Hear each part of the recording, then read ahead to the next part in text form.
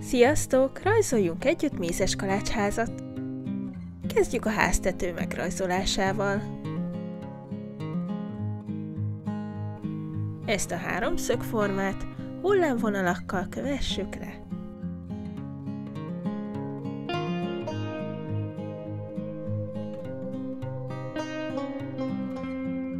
A házunk elé rajzoljuk meg a gumicukorfenyőfákat. Egy ívelt vonallal kezdünk, amit alul összekötünk. És rajzoljuk még egy ilyet a másik oldalra is. Így. Két függőleges vonallal kössük össze ezt a részt, és csíkozzuk be őket. Ezt az alsó részt is kössük össze. Rajzoljunk a mézes kalácsházunkra ajtót.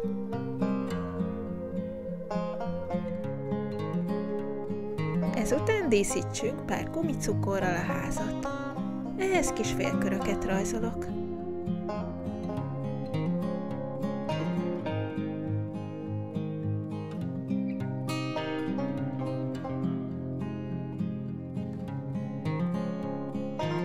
Rajzolok egy kéményt is a háztetőre.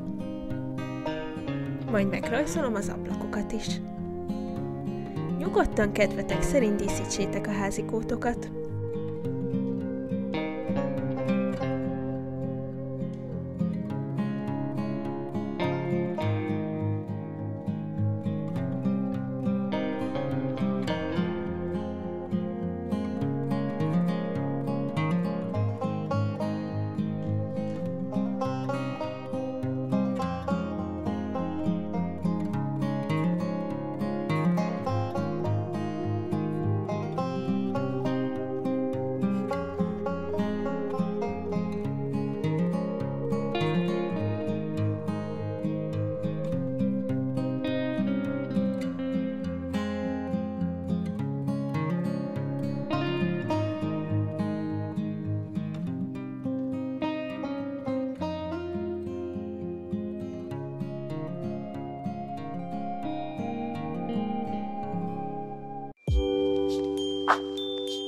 Ha ti is elkészültetek, színezzétek ki!